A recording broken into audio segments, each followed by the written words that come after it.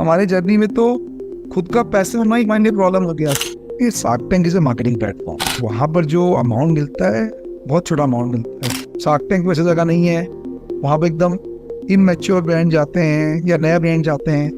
कोई मार्केटिंग एक ऐसा कुआं है या समुद्र आप बोल सकते हो जहाँ पर जितना डाल लो उतना कम है। Today on The Unfiltered Startup, we are joined by Akash Agarwal, co-founder of Zoff Foods. You have probably seen him in Shark Tank India Season 2 where he took away 1 crore rupees from Shark Aman with a valuation of 80 crores. आज के podcast में we'll talk about how to build a brand in the packaged food space. What are the mistakes and important things you should focus on and कैसे evolve किया Zoff Foods का brand after Shark Tank and a lot more. Welcome to The Unfiltered Startup.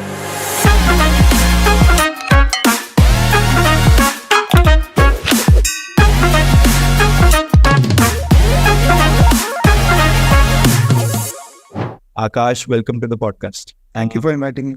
Jesse, before starting a business like yours in the space of spices, so let's take another example, if not spices, like let's say dal, lentils, which is also very disorganized as a niche. How do you check and make sure that what is the right niche to focus on when you're just ideating?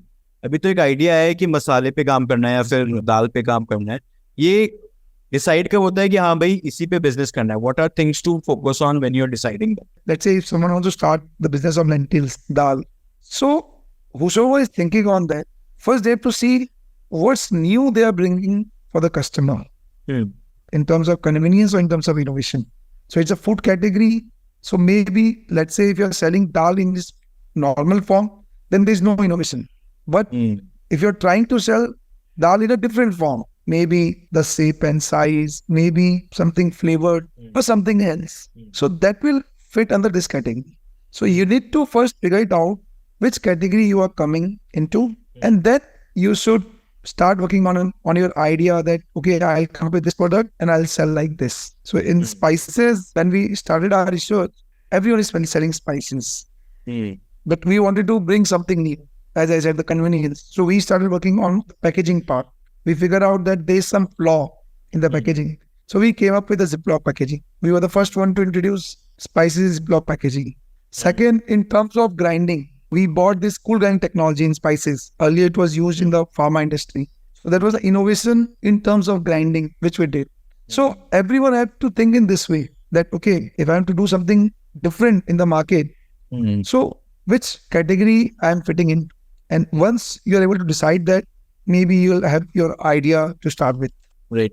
So आपने कहा कि Ziplocking was one major thing and in general you have to focus on innovation and convenience. अगर आप दोनों में से कुछ भी कर सकते हैं तो that could work. But जैसे innovation in packaging and grinding, right, is enough. ये मुझे कैसे पता चलेगा कि ठीक है मैंने grinding में innovation है, there is a packaging equivalent की पहले वो डब्बे are very old ways of selling the products. ये कैसे identify होगा मुझे कि हाँ this is enough for a differentiator, right? While I'm at the idea stage. See, in the beginning, you cannot decide everything. It evolves as you start selling your product in the market. So it's not that these are the two things only. Maybe in the future, you can see more changes coming into the picture. So with the time only, you can come to the conclusion or you can know that whether this is enough or not. To start with, this should be something, at least a push factor. Okay, this is something new which is required in the market. Maybe you can ask few people, you can study behavior, that how it's been used. So when we started the research, we came to know that there's problem. Once the box is open, you need to tie the box with a rubber band. Then you have to keep that box in the fridge. So both the things were not required. You don't have to tie it. Like if you have a proper packaging, you can zip it. What's the need of tying with a rubber band? Then spices have the property that can be safe in normal temperature. Why keep in fridge? You have to be an observer. When you want to start a business or a startup, you have to be a good observer. You need to see what's going in the market, what difference I can create, how can I bring some changes in the life of any consumer. So in that way only you can come to the conclusion, okay, this is the product. If I try to sell in this way, maybe I can get the advantage. And in that way only you can create all this startup. How would you define कि अब next steps क्या करनी है, next year कैसे लगना है? Will you prioritize कि ठीक है branding पे focus करना है, या फिर वो इनोवेशन पे पहले फोकस करना है कि प्रोडक्ट पहले निकालना है, या फिर I have to hire the right people first? कैसे प्रायोरिटाइजेशन होता है और कैसे डिस्पर्जन होता है of responsibilities initially? What I think is, first your product should be ready, then the branding should come. Okay. It's not that you are doing the branding, you are doing marketing and your product is not ready. First, let your product come on the market. Let some people try, get some validation from them. And once you are confident, you can slowly and gradually start your branding part, maybe through online, depending on the budget you have. Maybe, let's say, if you want to focus in a particular city, then you can start marketing in that way. Maybe Right. if you have to focus in a particular state, then the marketing can be different. In national level, marketing can be different.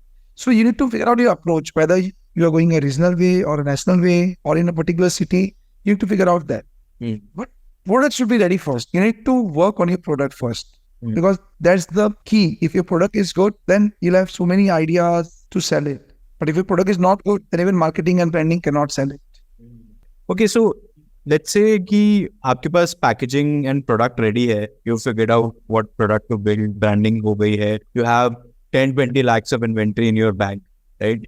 And अभी आपके पास कुछ इतने ही पैसे और हैं to start marketing and reaching out to customers. अब D2C में बहुत सारे ऑप्शंस हैं. आप मार्केट प्लेस पे जा सकते हैं, आप बेसिकली रिटेल में भी ट्राई कर सकते हैं, right? And then you can have your own website और उस पर मार्केट कर सकते हैं, ऐड चला सकते हैं.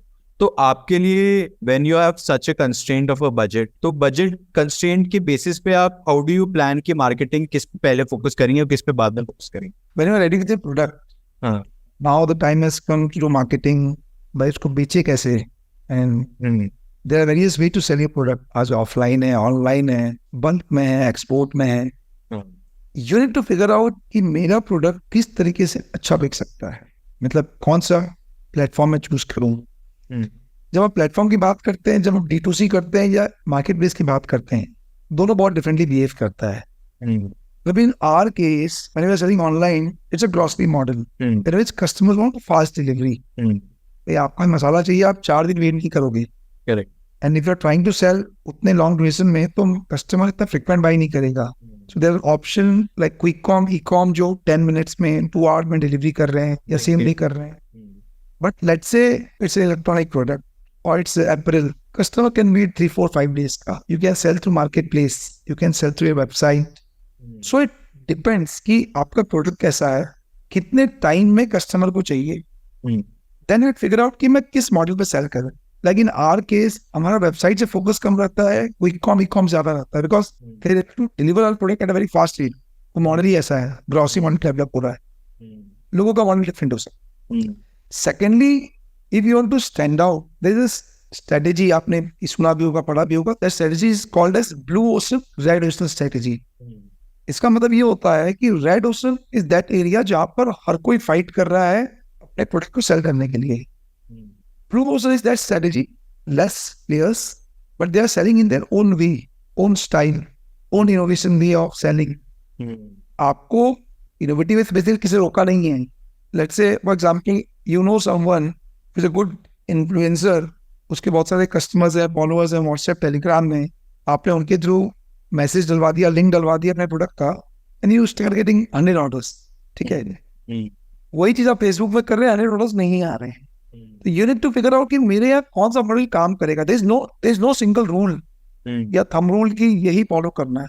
It's just that initial days में you need to figure out मैं कैसे फिट बैठ सकता हूँ. ऐसा कौन सा तरीका है जो मेरे कॉम्पिटिटर्स फॉलो नहीं कर रहे हैं और जो मैं फॉलो करके एक रिजनेबल बिजनेस जनरेट कर लूँ मैं थोड़ा बहुत. Then only you can scale up जल्दी. Otherwise आप भी उस रेड ओशन में आ जाओ, सबके साथ फाइट करो, प्राइसिंग वॉर करो, कन्विंस करो, मार्जिन ज्यादा पास ऑन करो, फिर धीरे धीरे आप आगे बढ़ो. और there is second strategy, you think, you come up with the innovation idea कि बेचने का तरीका क्या हो सकता है. There are lots and lots of way to sell. तरीके की कमी नहीं है. जो स्टैंड आउट करता है, वो अच्छा आइडिया सोचता है, आई थिंक वो स्टैंड आउट भी कर जाता है. So you think a good idea to sell, be in a blue ocean strategy first, make your brand, get a reasonable share, फिर आ सकते हैं फाइट करना. Market is open. Initial time में आपको कोई नया सोचना पड़ेगा बेचने के लिए. सी योर बिजनेस स्टार्टअप, फिर वही चीज है. When I started, I told you about the mindset. So first prepare yourself. भाई मैं स्टार्टअप में जा रहा हूँ, प्रोडक्ट में चैलेंज आएगा, सेलिंग में चैलेंज आएगा, अगर मैं 10 घंटे काम करता हूँ, मुझे 20 घंटा भी काम करना पड़ेगा. If you are ready for all the challenges then only you come. फिर आप आइडिया के बारे में सोचो. If you are not prepare challenges के बारे में, आसिंग के बारे में, फिर वो सोचना ही नहीं चाहिए स्टार्ट करने का. तो आप जब एंट्री करना है तो सोच के करो कि हर चीज नया होगा, हर चीज, और कोई दूसरा आके बिजनेस नहीं बनाएगा आपका. आप यू कैन आज जो हमारा कन्वर्सेशन है, second can learn out from it, but ऐसा नहीं कि उसके बिजनेस आप जाके बना दोगे. रूल्स रेगुलेशन सबको पता होता है. मतलब जो मैं बता रहा हूँ, एवरीवन नोस की प्रोडक्ट अच्छा चाहिए, बेचने का तरीका अच्छा चाहिए, पता सबको होता है, बट क्लिक नहीं हो पाता है, लोग डिफरेंट नहीं सोच पाते हैं, तो रिजल्ट नहीं आता है. ऐसा नहीं कि हमने जब स्टार्ट किया हमें सब कुछ पता था. विद टाइम ये भी बहुत मल्टीपल टाइम हमारे स्ट्रेटजी चेंज हुए हैं. So it's a process, it's a journey, you need to go through that. I always agree with कि कितना भी सीख लो, there will always be more to learn. But I would say कि ये भी थोड़ा ज़रूरी होता है कि जब आप स्टार्ट कर रहे हो, अगर आपको कुछ भी आइडिया नहीं है तो ये आपके लिए जर्नी बहुत डिफिकल्ट होने वाली है. बट आप अगर थोड़ा सीख लोगे तो शायद कुछ कम गलतियाँ करो, तो उस गोल के हिसाब से. डेफिनेटली सी स्टार्टअप के ऊपर इतने सारे कम्युनिटी है, इतने सारी चीजें होती हैं, लोग सीखने के लिए आते हैं. स्कूल स्टूडेंट्स की करेक्ट क्या क्या बेसिक फंडा चाहिए, डेफिनेटली सीखना चाहिए किसी को. सी आई कम फ्रॉम बिजनेस बैकग्राउंड, तो बिजनेस क्या होता है मेरे बहुत इजी है. स्टार्ट कैसे करना है, कंपनी कैसे फॉर्म करना है. But assume someone coming from service background या कभी किसी को बिजनेस किया नहीं है, it's always difficult. So it's good to learn, to know the basics कि भाई ये चीज को ध्यान रखना है. Then you prepare yourself. जो मैं बोलता हूँ, जो माइंडसेट है, अज्यूमिंग कि आपको सारी चीजें पता है, आपको चीजें पता है, आज आप तैयार हो रहे हो कि मुझे करना है. फॉर एग्जाम्पल, आज आर्मी में किसी को जाना है, उसको पता है आर्मी के चैलेंजेस क्या है, भाई कितना टफ होता है वॉर में जाना है. बट प्रिपेयर करते हो. जो बंदा जाता है, जस्ट इमेजिन उसने आपको कैसे प्रिपेयर किया हो. किसी को बोलने से वो आर्मी में नहीं पहुंच जाता है. पहुंच भी गया तो वापस आ जाएगा, भेज देंगे वहां से, नॉट कैपेबल करके. थिंक ऑफ दैट माइंडसेट कि कैसे उसने अपने आप को प्रिपेयर किया होगा बाय नोइंग कि क्या क्या चैलेंजेस है. Similar goes with entrepreneurship and startup also. आपको पता होना चाहिए चीजें कि क्या कितना टफ है, क्या चैलेंजेस आएंगे. अज्यूमिंग यू नो, आपने अटेंड किया है स्टार्टअप के प्रोग्राम्स, आपके टाइप पॉडकास्ट लोगों ने देखा है या बहुत ही सुना है, और फिर अपने आप को तैयार किया, फिर आइडिया के स्टेज में आए. ये आके बोलना यार मुझे तो पता ही नहीं था, मैं तो जो आइडिया लेके घुस गया, मुझे इसके चैलेंज के बारे में पता नहीं था. See but this is not a game कि आप मुझे पता नहीं था, मुझे मतलब ये रीजन उस टाइम काम नहीं आएगा. You know everything. मतलब आपको मान के चलना पड़ेगा स्टार्टअप बोल के चैलेंज आपको पता है, वरना तो हर कोई स्टार्टअप बोल के बैठ जाता, हर कोई सक्सेस कर लेता. तो ये need to go through this journey. आज हम भी गए 6 साल का बहुत अप एंड डाउन जर्नी है. हमारे जर्नी में तो खुद का पैसे होना ही माइंड प्रॉब्लम हो गया था. वो वैसा सिनेरियो है. मतलब दैट्स अ डिफरेंट सिनेरियो कि आपके पास पैसा होना भी कभी बार आपके प्रॉब्लम हो जाता है. अच्छा, ये कैसे, ये क्यों चैलेंज क्रिएट हुआ? सी जो हमारे से लोग जो ब्रांड स्टार्ट करते हैं, एक इनिशियल अमाउंट होता है. जैसे आज कोई भी स्टार्टअप स्टार्ट करता है, क्या सोचता है कि चलो मैं 1 मिलियन रेस कर लेता हूँ, 2 मिलियन रेस कर लेता हूँ, 5-10 करोड़ आ गया तो मैं बिजनेस स्टार्ट हो जाएगा. तो 10-15-20 हमारे पास था, उतना ही था. जो एक इनिशियल सीड राउंड में कोई रेस करना चाहता है $3-4 मिलियन, उतना हमारे पास था. But aspirations were very high, खुद का पैसा था. तो हमने अननेसेसरी के बहुत सारे चीजें ऐसे कर ली जो हमें नहीं करना चाहिए था. जो मैंने आपको बोला कि you have to be very particular while spending your money. आप बहुत फ्रूगल होना पड़ेगा in terms of spending. But हम ऐसे नहीं थे. हमने आए बाएं दाएं मनी स्पेंड कर दिया, और एक टाइम ऐसा आया कि वो पैसा ज़्यादा खत्म हो गया. मतलब और बैंक से पैसा ले लिए, मतलब कि सो स्लोली ग्रेजुअली फिर हमने उसको टर्न अराउंड किया. जो बोलने का मतलब कि कभी कभार प्रॉपर प्लानिंग नहीं है, आपने पैसे का प्लानिंग ढंग से यूज नहीं किया है कि यार अगर ये पैसा किया तो मुझे दोबारा पैसा कहाँ से मिलेगा. सो ये सब सोचना बड़ा जरूरी है.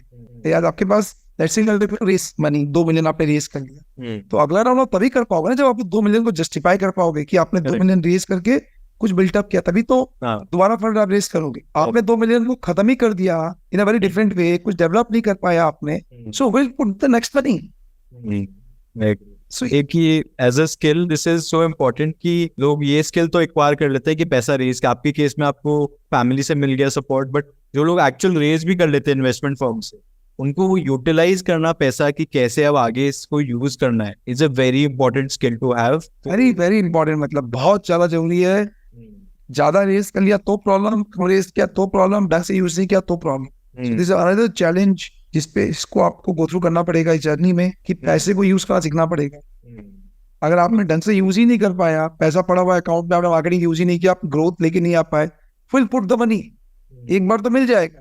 Let's say you come from IIM background, आप यहाँ से आ रहे हो, एक अच्छे कंपनी से आ रहे हो, चलो पैसा आपने रेस भी कर लोगे, गुड आइडिया, बट आपको फंड यूज करना नहीं आया तो आप स्किल कैसे करोगे? नहीं कर पाओगे। सो दिस इज, ये आपको लर्न करना पड़ेगा ग्रेजुअली। आपकी टीम में जो CFOs होंगे या जो फाइनेंस देख रहे होंगे, उनके साथ आपको काम करना पड़ेगा। सो एज अ फाउंडर आपको हर डिपार्टमेंट में काम करना पड़ेगा। ये दैट्स द अदर चैलेंज। सब कुछ ही आना चाहिए। ये नहीं आ सकता। डिजिटल मार्केटिंग है in one of my session in one of the college, so it was about digital marketing. So I said digital marketing एक ऐसा टॉपिक है जो सबको आना चाहिए। फैक्ट्री चलाना है, मुझे आए नहीं आए फर्क नहीं पड़ता, मशीन कैसे ऑपरेट करना है, बट डिजिटल मार्केटिंग अगर मुझे नहीं आता है आज के टाइम में, I am missing out something. मैं उस स्पेस पे ग्रो कर ही नहीं पाऊंगा। मतलब so you need to have basic idea. ऐसा नहीं कि you become a master, but you need to have basic idea कि होता क्या है, क्या चैनल है, किस तरीके से उस पर ग्रो कर चैनल क्या है, एसईओ करना है तो एसईओ के बारे में आइडिया हो भाई। जो एक्सपर्ट कर रहा है उसके साथ मिलकर आपको चीजें डिस्कस कर सको, उसको बता सको, वो आपको 4 पॉइंट को आप भी समझ सको। तो you should have basic idea for digital marketing. तो ये इसी क्वेश्चन से, now that you are saying कि you have to have lot of knowledge in all aspects of the business, तो इनिशियल जब आप हायरिंग करते हैं लोगों की, अब जैसे आप तो काफी initially I think you hired a lot of people, then you cut down a lot of people, but आज के डेट में जब आप किसी को हायर करते हो, what is your process? And एक एंटरप्रेन्योर जिसने अभी स्टार्ट किया है, थोड़ा बहुत बिजनेस है, किस तरीके से प्रायोरिटाइज करना चाहिए द राइट पीपल? क्योंकि employees are very important, they are the one who are running the company eventually, right? तो कैसे आइडेंटिफाई करना है सही लोगों को? See, team building, it will be a regular process, and this will be built up with time only. This is not something, if you think, okay, today, let's say I want 100 team members, and I'll hire it at once. No, you cannot. It's a time-taking process. Secondly, there are so many people who don't have job and who are seeking for the job. They'll come to you. Let's say you release an ad that I want this position. You'll get so many, resume for that. The main point which every founder should look at, whosoever is coming, firstly, they are ready to work in a startup. They should understand the startup world. It's not a company or Reliance or Tata which is already set and you go there and you start doing the work. It's a startup. Everything will be built from the scratch. So whether that employee has that mindset or not, because there will be so many challenges which that employee also had to face. Secondly, what's the level of effort that employee wants to put in a company? It just is coming for the salary, or there's real effort which is involved that employee should have a connection. So these are two main things, you need to figure out from the employee. If these are okay, if you find out that, okay, is all aware about the startup world, is ready to, work with you in all the adverse circumstances, and he believes that, okay, this company is also mine. It's not that I just come here for my salary.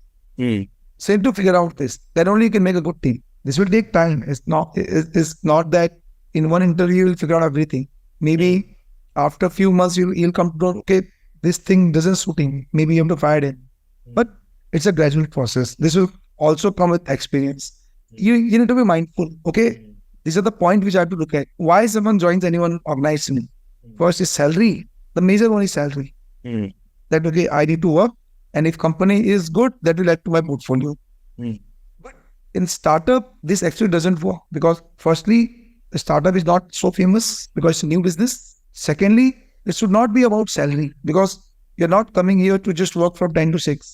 Because it's a startup, you need to give your hard work. You need to think in a different way. It's not that only founder will think, team member also have to think that way. So it's everything new. So your employees should align with your vision, with your thought process, and with the startup world. So this is very important.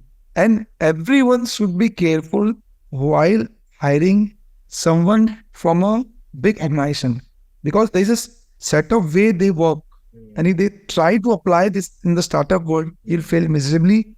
And that's what happened with us. So we had money, we got the team, we got the main people from big companies that they'll run it, and we feel massively because they were not able to cope up with the startup one, the challenge the market. As you are new, you need to sell in a different way. They were used to something else. That okay, the brand was there, their effort was less, but here the effort was more. So this is also a main point which everyone should think. तो आपको this is very interesting actually कि just because कि वो अच्छे employees हैं, बहुत बड़ी कोई स्टार्टअप्स में काम किया है, या स्टार्टअप नहीं बड़े ऑर्गेनाइजेशन में काम किया है, ऑर्गेनाइजेशन में काम किया तो वो अच्छे होंगे आपके स्टार्टअप के लिए. No, this not exactly the case.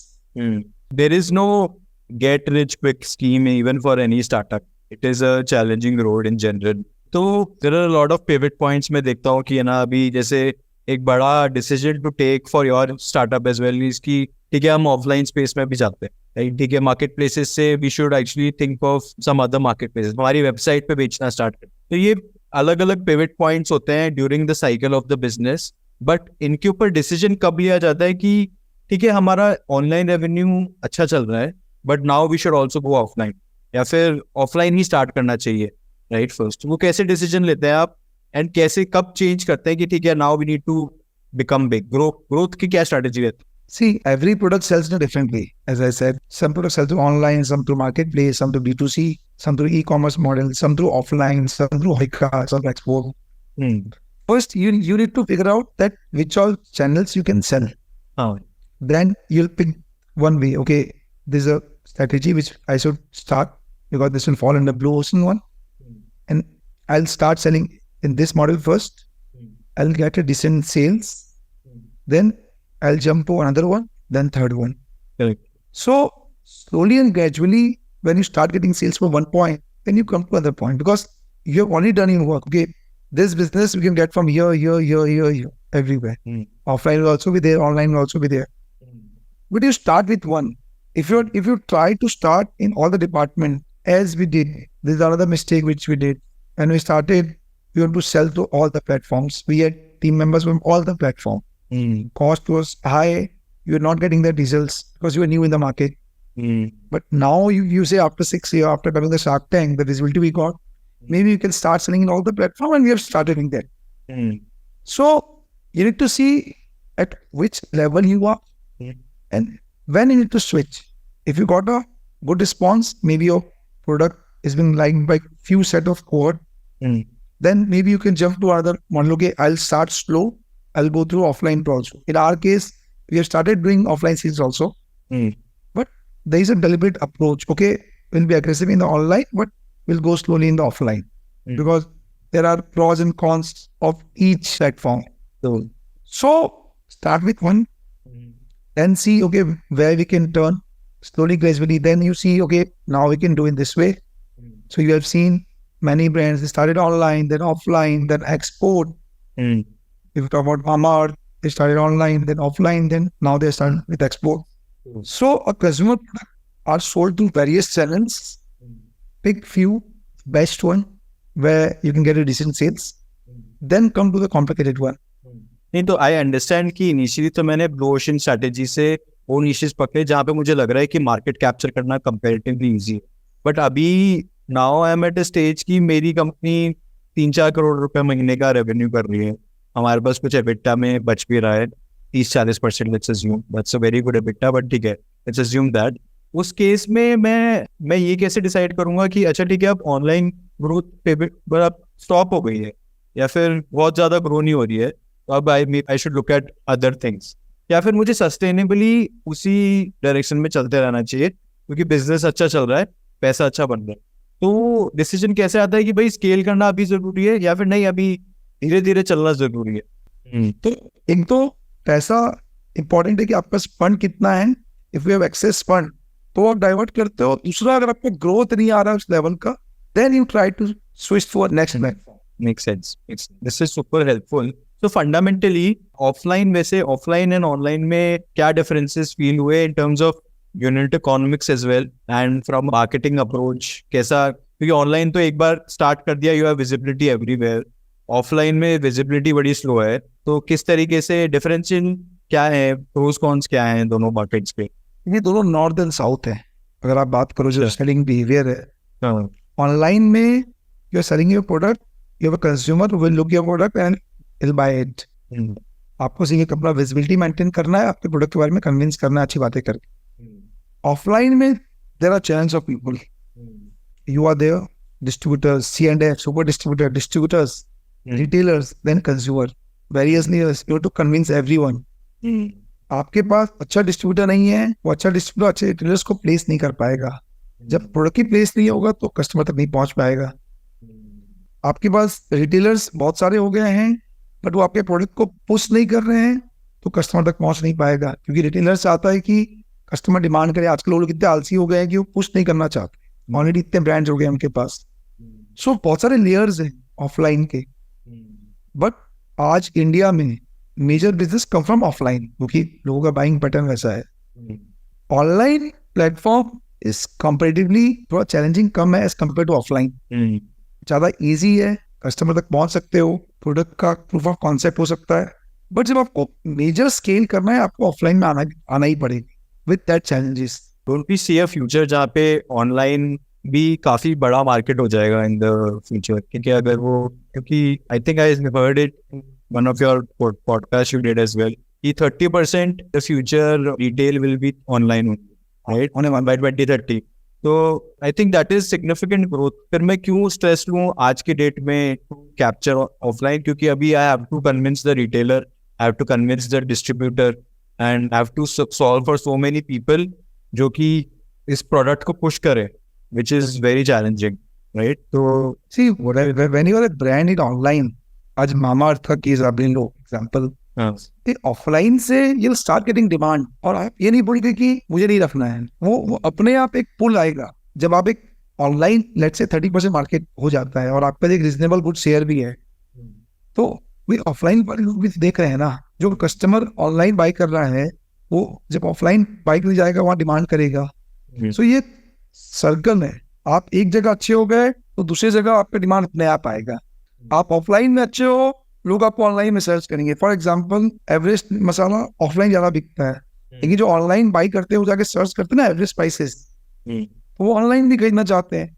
तो कस्टमर तो कहीं भी खरीद सकता है, ऑफलाइन ऑनलाइन। आप ये चूज करते हो कि पहले कैसे स्टार्ट करना है। आप if you have bullet online, offline क्यों छोड़ोगे? सी स्टार्टअप है, फिर माथा पच्ची तो होगा ही होगा।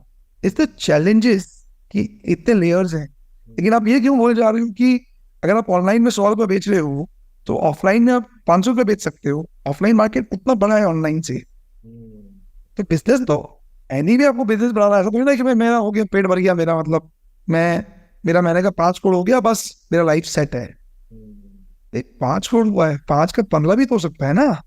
आप बिजनेस के 5 की जल्दी में थोड़ी ना बैठे हो गए, पैसा लगाया है आपकी कंपनी में, वो क्या 5 करोड़ बैठा है, वो 15 करोड़ चाहिए, 25 करोड़ चाहिए, ग्रोथ कहाँ से निकालोगे आप? तो you need to work in platform. हाँ, शुरुआत कैसे करना है दैट यू कैन चूज, मुझे ऑफलाइन करना है कि ऑनलाइन करना है।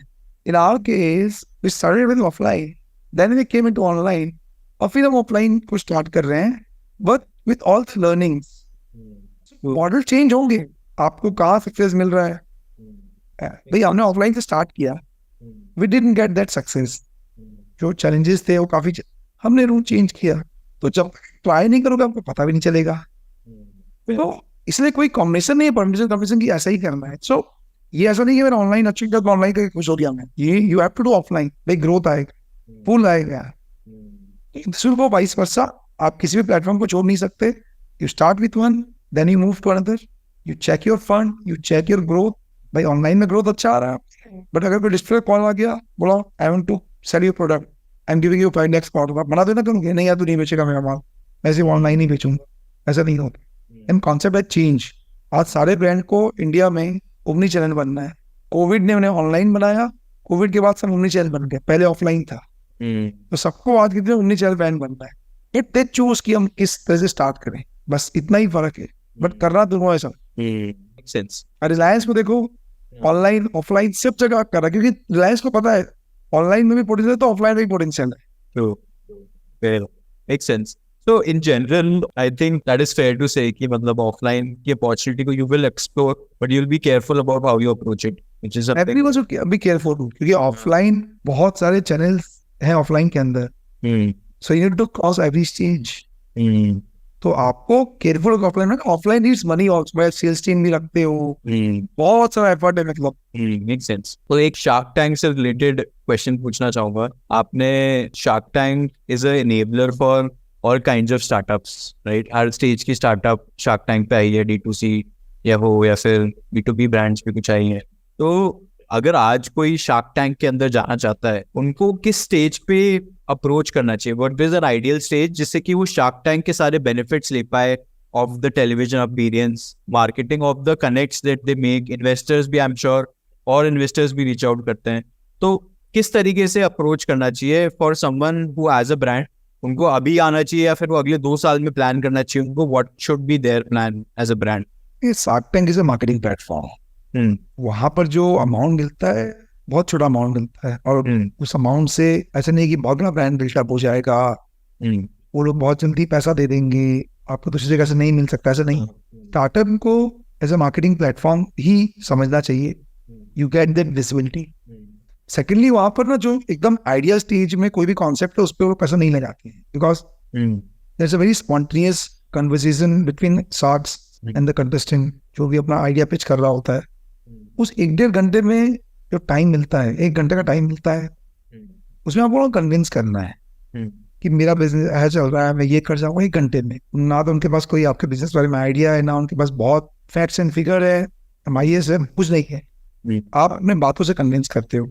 सो आपको एटलीस्ट एक ऐसे स्टेज होना चाहिए जहाँ आपका प्रोडक्ट प्रूवन है, आप एक डिसेंट बिजनेस कर रहे हो, लगभग महीने का 10, 20, 30, 40 लाख का बिजनेस कर रहे हो, एक रीजनेबल सेट ऑफ लोग आपका प्रोडक्ट को यूज कर रहे हैं, ताकि उनको भी एक जस्टिफिकेशन लगे यार कि आप इसने 1-2 साल में या 3 साल में यहाँ से यहाँ पहुंचा दिया है, प्रोडक्ट अच्छा बनाया है, प्रूव भी कर दिया है, सेल भी कर रहा है ठीक ठाक, तो यहाँ से चीज बढ़ सकता है। तो एक डिसेंट स्टेज हो, बहुत, क्योंकि शार्क टैंक में तो बहुत बड़ी कंपनियां नहीं आती है जो बहुत बड़ा टर्नओवर कर रही हैं। आई थिंक जब हम लोग गए थे, जो हमारा मंथली रेवेन्यू था, like we were one of the highest.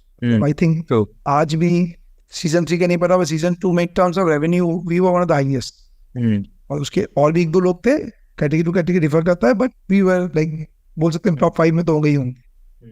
तो आप एक ऐसे डिसेंट स्टेज में आइए जहां पर आपको अपने प्रोडक्ट पर नहीं बोलना पड़े कि प्रूफ नहीं है या हम बेच नहीं रहे हैं, डिसेंट सेल कर रहे हैं, उसके हिसाब से आप वैल्यूएशन भी डिमांड कर सकते हैं। फिर अगर विजिबिलिटी अच्छा मिल गया, लोगों को प्रोडक्ट अच्छा लगा, तो सेल्स बढ़ने में टाइम नहीं लगेगा। पर करिए, फ्रॉम अ इन्वेस्टर ने तो पैसा दे दिया, चलिए, and that is also positive reinforcement for जो लोग देख रहे हैं घर पे बैठ के कि अच्छा इनको पैसा मिल गया, मतलब ये कुछ अच्छा है ब्रांड, विच इज इम्पोर्टेंट। पर from a visibility stand point कितना विजिबिलिटी मिलता है, एंड उसके बियॉन्ड भी कुछ इन्वेस्टर्स या फिर कुछ और कॉन्वर्जेशन ईजी हो जाते हैं क्या इन जनरल? विजिबिलिटी तो सॉलिड मिलता है, मतलब ऐसा visibility you can not get like even by spending money. आप 10-15 को 20 को खर्चा भी कर दो, विजिबिलिटी आपको नहीं मिल पाएगा जो विजिबिलिटी आपको मिल गया। द वर्ल्ड नोस यू, आप इंटरनेट में हैं, आपका प्रोडक्ट करोड़ों लोगों ने देखा है, तो I think visibility is unparing, like आप उसको कैलकुलेट कर भी नहीं सकते। डेफिनेटली जब आपका प्रोडक्ट लाइमलाइट में आ जाता है, भाई जो इन्वेस्टर्स हैं वो लोग शार्क टैंक को एकदम देखते रहते हैं, मतलब कि यार क्या मार्केट में नया आ रहा है, because shark tank is that platform. 150-200 लोग जब पिच कर रहे हैं, सो कुछ नया कॉन्सेप्ट सब पिच कर रहे हैं, तो एज ए इन्वेस्टर आप आपके आइडियाज देख रहे हो, स्टार्ट गेटिंग कॉल्स। अगर अच्छा आ रहा है तो हाई चांसेस है कि आपका इन्वेस्टमेंट अपॉर्चुनिटी और बढ़ सकता है वहां से। So definitely like it's a plus like if in shark tank, but जो रेशियो है शार्क टैंक में सिलेक्ट होने का और टीवी में आने का, that's very less, is hardly 1%। लाखों एप्लीकेशन में से सिर्फ 200-250 लोगों को पिच करने का मौका मिलता है, उसमें से भी सिर्फ 150 लोगों को टीवी में आने का मौका मिलता है, और 150 लोगों में से 80-90 लोगों को डील मिलता है, बहुतों को डील नहीं मिलता है। तो आपको तो पहले सिलेक्ट होना है, फिर कन्विंस करना है, फिर डील मिलना चाहिए, फिर आपको टीवी में आना है। आपको टीवी में आप नहीं आए, आप वहां पर भले शार्क से हमने प्रेजेंट कर दिया, तो तब भी आपको उस विजिबिलिटी नहीं मिल पाएगा। सो लक भी चाहिए और बिजनेस अच्छा भी चाहिए आपको वहां पहुंचने के लिए। पहली बात तो शार्क टैंक एक मीडियम है। आप जो कि मैंने स्टार्टअप स्टार्ट ही इसलिए किया कि मुझे शार्क टैंक में आना है, तो ही तो ऐसा कुछ सोचने का है ही नहीं, ऐसा सोचना भी नहीं चाहिए किसी को। पहली बात, आप कुछ अच्छा कर रहे हो वो प्लेटफॉर्म में दिखाने के लिए, जैसे रियलिटी शोज में होता है, गुड सिंगर आपके पास प्लेटफॉर्म्स है, गुड डांसर आपके पास प्लेटफॉर्म है, consider shark tank as that platform. आप आना है, नहीं आना है, होगा नहीं होगा, वो बहुत सब्जेक्टिव है, मतलब वो किसी के हाथ में नहीं है। This is not a paid show कि आपने पैसा दे दिया आप वहाँ आ जाओगे, आपको कुछ हो जाएगा, मतलब ये आपको अपने टैलेंट स्किल पे आपको वहां पर डील लेना है। तो आप जब जर्नी में आगे बढ़ रहे होते हो, वो एक ऐसा पड़ाव है कि अगर आप आगे तो आपको जर्नी आपको और स्केल कर सकता है अच्छे वे से, बट नहीं आए तो इसका थोड़ी ना कि आप स्केल नहीं कर सकते। भाई बिना शार्क टैंक में आए भी आप स्केल कर सकते हो। सो आप जाना भी नहीं चाहते वहां पे, उनको लगता है हम क्यों जाए वहां पे, हमारी ब्रांड वैल्यू डाइल्यूट हो जाएगी, हमें वैल्यूएशन जो मिला है वहां वो कम देंगे। बहुत सारे ऐसे ब्रांड हैं जो 100-200 करोड़ का बिजनेस कर रहे हैं, वो नहीं जाना चाहते शार्क टैंक में। हमारे इन्वेस्टर ने मना किया जाने के लिए, शार्क टैंक वैसे जगह नहीं है, वहां पे एकदम इमैच्योर ब्रांड जाते हैं या नया ब्रांड जाते हैं, थॉट प्रोसेस है। बट बात इमैच्योर और मैच्योर का नहीं है। Even you mature company, shark tank आपको विजिबिलिटी दे रहा है, डील लेना है नहीं लेना है वो आपका मर्जी है। if you don't like the deal, cancel them. But the visibility which Shark Tank is giving, वो आप कोई नहीं दे सकता, क्योंकि देख रहे हैं आपने 20 बातें की, आपने प्रोडक्ट को समझाया। So just take this as a marketing platform. और यही वजह से स्टार्टअप स्टार्ट करना है तो कभी नहीं होना चाहिए, because the success ratio is very low. Makes sense. Fair. So currently, after being a part of Shark Tank, you came in with a valuation of 80 crores. Abhi, how's the business going, and what are the future ambitions and revenue targets for Zoff right now? Our revenue has doubled this year. Okay. It's not that because of Shark Tank, but there are many other various factors. Fair. Secondly, we'll be raising money Series A round very soon. We want to scale up. So we are looking to raise a good amount so that we can put that money in the visibility marketing. We can reach to a certain business. So business is good. We've got the decent visibility. Now the target is to grow at a very good rate, because एक opportunity मिल गया Shark Tank के through, लोगों को पता चल गया है. Now you've got the option और speed में grow करने का. Fair. मे बी ग्रो तो हम पहले भी करते, बट नाउ ये पर्पस आपके ब्रांड लोग जानते हैं, सो एक अपॉर्चुनिटी ज्यादा है ग्रो करने का इन कंपैरिजन जब उसमें नहीं आए। So now the target is only growth. हमें जो अपॉर्चुनिटी मिला है we want to definitely encash it. और जो मैंने आपको बताया कि most of the consumer things की Zoff can be one of the leading spices brand, वो हमें बनना है और वही हमारा विजन हो गया है कि been the top brands in spices. So अब 9-10 करोड़ के आसपास पर मंथ क्लॉक कर रहे हैं हम रेवेन्यू में। That's very good. So 100 crore brand बन गए हैं। 4 महीने से हम 9 से 10 करोड़ का बिजनेस कर रहे हैं। इस ईयर इस स्पाइसेस में हम 100 करोड़ के आसपास पहुंच जाएंगे। वंडरफुल। 100 करोड़ तो सेलिब्रेशन है, काफी बड़ा अचीवमेंट है। ऑब्वियसली वो एक ऐसा माइलस्टोन है for FMCG company that in retail based product की 100 करोड़ का एक बिजनेस, सबका टीम रहता है कि एक बार हम वहां पहुंच जाए, because 0 to 100 is tough, 100 to 500 is not that tough. Fair. तो 100 करोड़ तक पहुंच गए हैं। That's wonderful to hear. पर इस जर्नी में आपने बहुत सारे pivots भी play around किए होंगे, बहुत सारे transitions भी किए होंगे। What kind of changes were these in your startup journey that you'd like to share everyone some insights about? Transitions में तो started with the offline, that we entered to online, then now we want to focus on all the channels. So बहुत बड़ा pivot था जो हमने लिया था उस टाइम। इतनी बड़ी टीम थी हमारी सेल्स टीम की, सबको हटाना, उस मॉडल को क्लोज करना, तो बहुत बड़ा टर्निंग पॉइंट था। सेकंड, काफी मार्केटिंग में काफी एग्रेसिव हो जाना, वो अब हम नहीं है। अब हम बहुत कंसल्टेटिव मार्केटिंग में स्पेंड करते हैं। कोई मार्केटिंग एक ऐसा कुआं है या समुद्र है, आप बोल सकते हो, जहाँ पर जितना डाल लो उतना कम है। So we are very particular कि भाई कहाँ स्पेंड करना है, जहाँ से बेटर रिटर्न्स मिल रहा है वहीं फोकस करते हैं। राइट टाइम में राइट प्रोडक्ट डेवलप करना काफी इंपॉर्टेंट हो गया है, मतलब कि क्या प्रोडक्ट सब मार्केट में एंट्री करना है, डिफरेंशिएटर क्या है, तो ये सब चीजों पे काम कर रहे हैं काफी ज्यादा। और यही सभी चेंजेस रहा है जो मतलब पहले स्टार्ट हमने किसी और से किया था, फिर हम किसी एक प्रोडक्ट पे पहुंच गए। So there are various pivot जो इस पूरी जर्नी में आया है। फेयर है। तो कौन सी मेजर मिस्टेक्स थी जो हमने थ्रू आवर स्टार्टअप जर्नी करी, जो अब अगर आगे बढ़ेंगे तो मेक श्योर करेंगे कि इन पे बहुत ध्यान रखें? I know you talked about team बहुत जल्दी बना ली है, टीम जल्दी बना ली है, talked about left right recruit कर रहे थे विदाउट इवन नोइंग कि परफॉर्मेंस अच्छा आएगा कि नहीं आएगा। मार्केटिंग में ओवर स्पेंड कर दिया हमने, बहुत सारे प्रोडक्ट को एक सब मार्केट में लॉन्च कर दिया, जिसके वजह से बहुत सारे कॉस्ट इन्वॉल्व हो गए। जो फंड था उसको राइट यूज नहीं किया, वो फंड बहुत जल्दी खत्म कर दिया हमने। Fair. Thank you for spending the time, Akash, on the podcast. This has been very insightful.